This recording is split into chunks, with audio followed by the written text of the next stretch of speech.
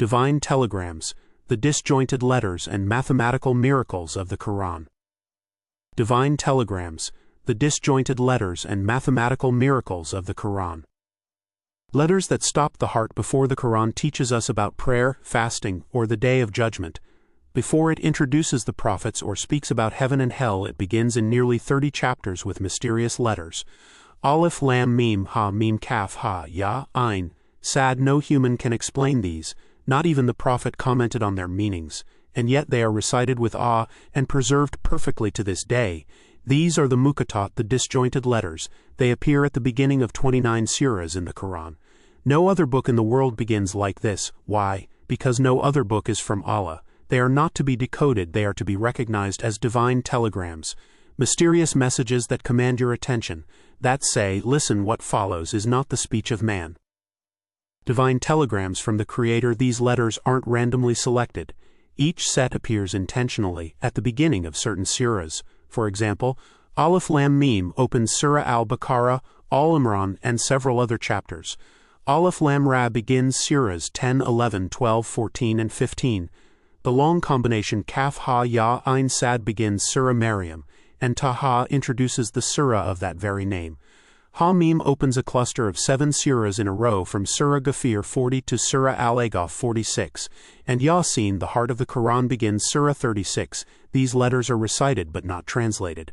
They are memorized but not interpreted. They are honored because they come directly from Allah, and only He knows their full meaning.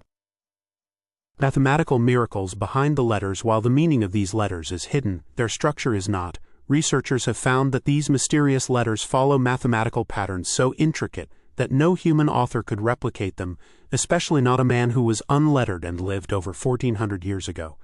Take Surah Qaf, which begins with the letter Qaf. Throughout that surah, the letter Qaf appears exactly 57 times. Now consider Surah Ash-Shura, which also begins with Qaf again.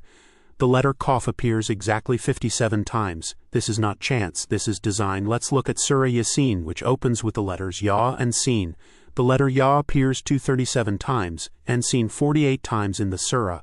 The total is 285, a number that's a perfect multiple of 19. Then we turn to Surah Maryam, which begins with the set Kaf Ha Ya Ain Sad.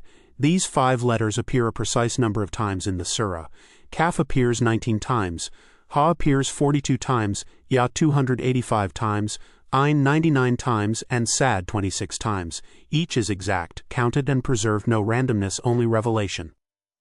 The power of 19 in Surah Al-Mudaththir, Allah says over it, are 19, 74 to 30. This number 19 has become a central key in Quranic numeric patterns. The Quran has 114 chapters, 19 times 6. The first revelation, Surah Al-Alaq, has 19 verses. The Basmala, Bismillahir-Rahman-ir-Rahim, has 19 letters in Arabic. The word Allah appears in the Quran 2,698 times, that's 19 times 142. Even the word Quran appears 57 times again.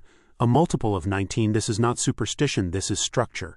The kind of structure no human being, no poet, no philosopher, and no prophet on their own could ever engineer. Impossible for humans to replicate. How could a man who could not read or write design a book that speaks in divine code, that predicts the future, that contains scientific truths, that remains unchanged for over 14 centuries, that uses ordinary letters to create a masterpiece of unmatched linguistic power? You can imitate Shakespeare, you can mimic a poet, you can remix a song, but no one has ever or will ever produce a surah like the Quran. Even the shortest one. Allah dares humanity, if you are in doubt about what we have revealed, then produce a surah like it. Surah Al-Baqarah 223, and to this day the challenge has gone unanswered. Conclusion. Who wrote this book? It was not the Prophet Muhammad. It was not the Arabs. It was not a group of scribes. The only one who could have written it is the one who created language, time, numbers, and the human heart. When you hear the Quran say Alif Lam Mim, it is not for your tongue to explain. It is for your soul to submit. Final thought. If the Quran begins with letters you don't understand, yet still moves you, still guides you, still softens your heart, then maybe, just maybe, it is not man-made. It is the word of Allah.